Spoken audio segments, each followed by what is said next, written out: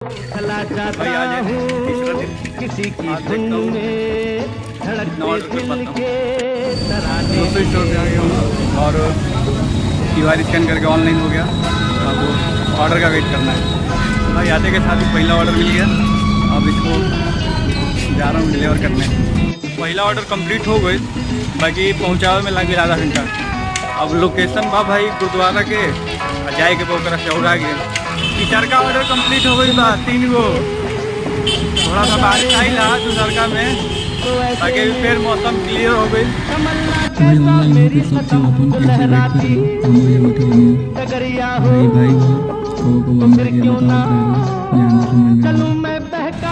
भाई लोग आज 4 गो ऑर्डर कंप्लीट भइला और लास्ट वाला ऑर्डर तो एकदम सामने ही रहा है जी। तो अब मिला था नहीं अगला ब्लॉग में नया वीडियो के साथ। बाय।